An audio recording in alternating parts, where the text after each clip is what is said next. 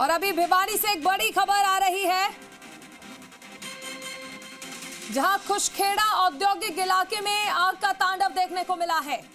आगजनी में कई श्रमिकों के झुलसने की सूचना है। अब तक करीब 7 श्रमिकों के शव निकाले जा चुके हैं। फैक्ट्री के अंदर और भी श्रमिक होने की सूचना है। मौके पर बड़ी संख्या में पुलिस बल और रेस्क्यू टीम को तैनात किया गया है। बड़ा सवाल है, अगर फैक्ट्री बंद है तो श्रमिक अंदर कैसे हैं? बंद फैक्ट्री में रखे गत्ते के स्टॉक में आग लगी थी। फैक्ट्री के अंदर से आ रही है तेज धमाकों की आवाज। गैस सिलेंडर होने का अनुमान लगाया जा रहा है और अभी तक 7 श्रमिकों के शव निकाल लिए गए हैं। कुलदीप हमारे साथ जुड़ गए हैं। कुलदीप, बड़ा सवाल यही है, जब फैक्ट्री बंद थी तो श्रमिक अंदर कैसे थे?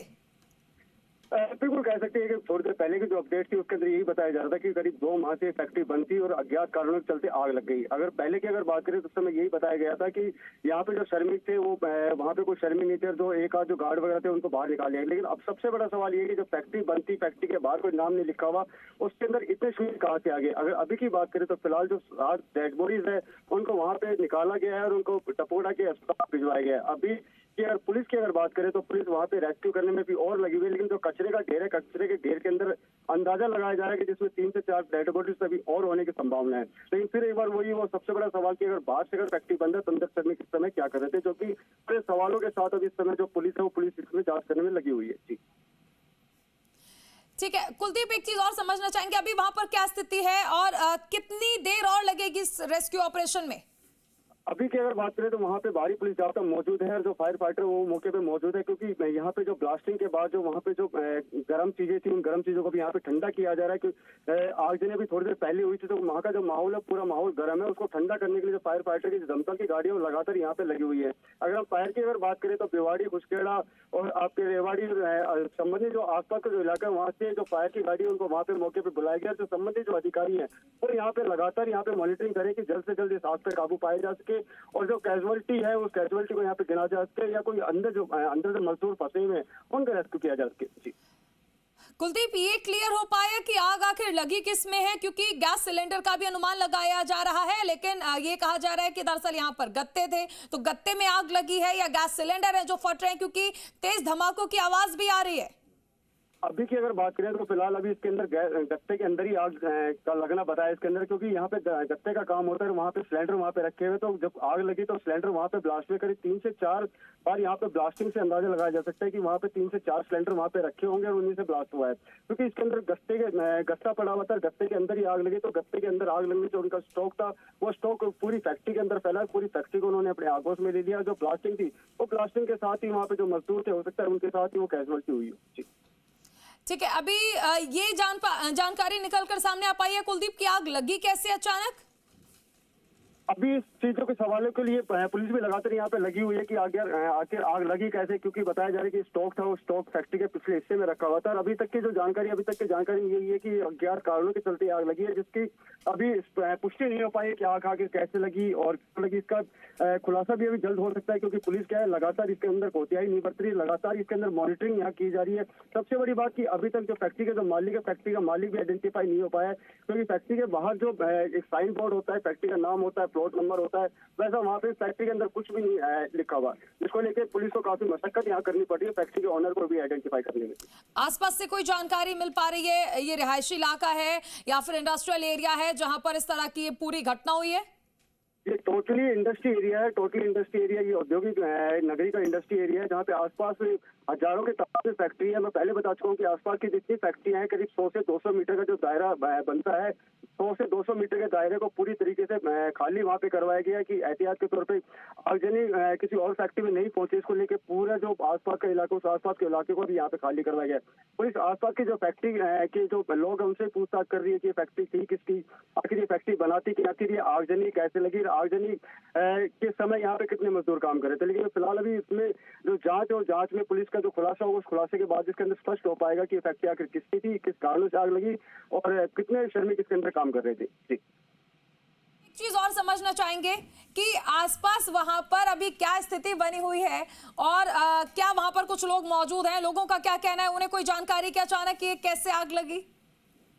अभी की अगर बात करें तो आसपास का इलाका जो है पुलिस ने खाली करवा दिया। पूरा जो इलाका पुलिस ने छावनी वहाँ तब्दील कर दिया। पुलिस जो आसपास के लोग उनसे पूछताछ करने में जरूर लगी हुई है, लेकिन आग की जो सूत्र यहाँ बताते हैं, आसपास के लोग जो बताते हैं कि वहाँ पे आग का धुआं सा उठता दिखाई दिया। धुआं के उठने के साथ साथ ही वहाँ पे अचानक से ही करीब 5 से 10 मिनट के अंदर ही फायर को सूचना मिलती। उससे पहले 5 से 10 मिनट के अंदर ही पूरी फैक्ट्री के अंदर धुआं फैला। धुआं फैलते के साथ ही पूरी फैक्ट्री आग की आगोश में बेच चढ़ चुकी थी। इसके अंदर पहले धुआं उठता श्रमिकों को दिखाई देता। धुआं के बाद वहाँ पे खलबली जरूर मचती है और आनंद फानंद में पुलिस को और दमकल की गाड़ियों को सूचना दी जाती है। जी।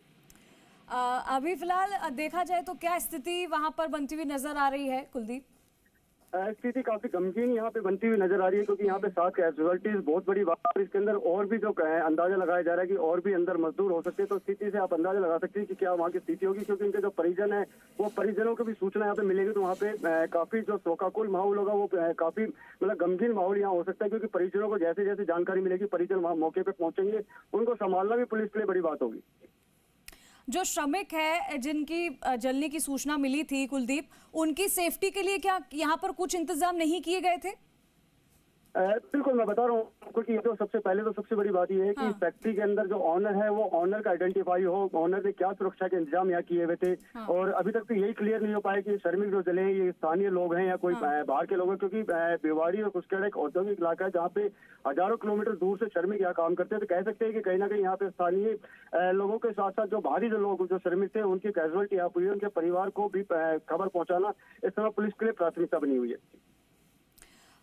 फिलहाल अब जहाँ पे जो है व्यवस्थाएं कैसी है अभी कुलदीप, इसके बारे में भी बताइएगा।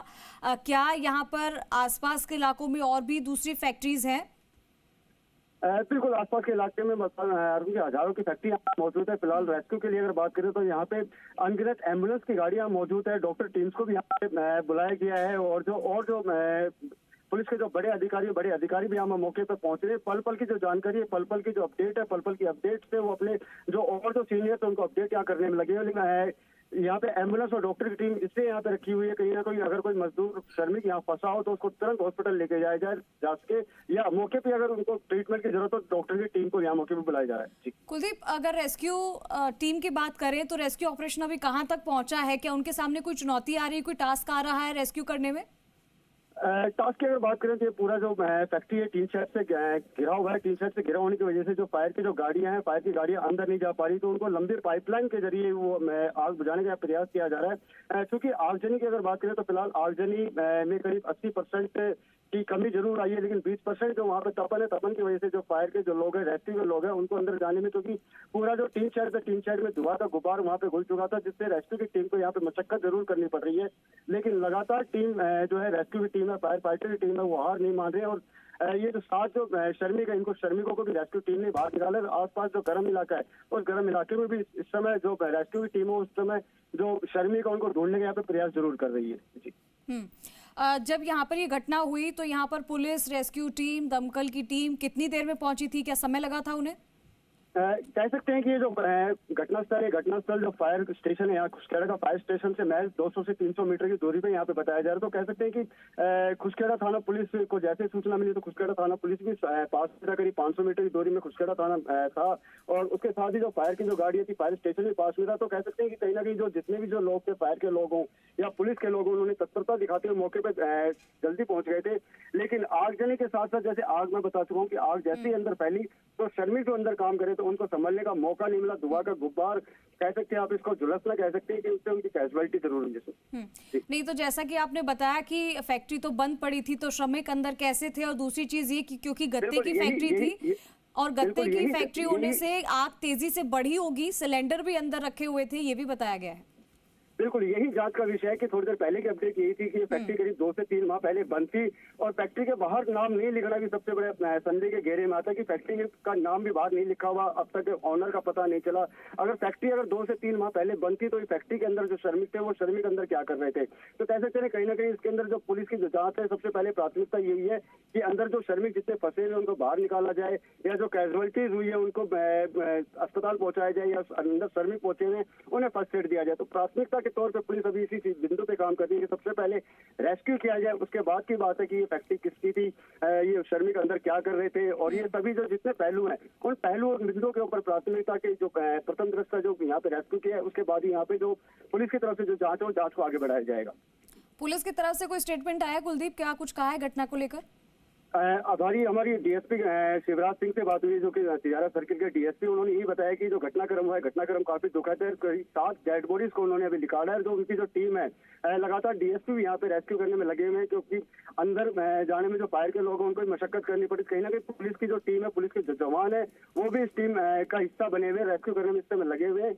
अंदर जितने लोग काम कर रहे थे उन सभी की एक बार वो देखी जा रही कि अंदर कितने लोग थे, कितने नहीं थे। तो पुलिस के लिए ये सबसे बड़ी चलिए ठीक है कुलदीप, शुक्रिया, आपसे अपडेट लेते रहेंगे।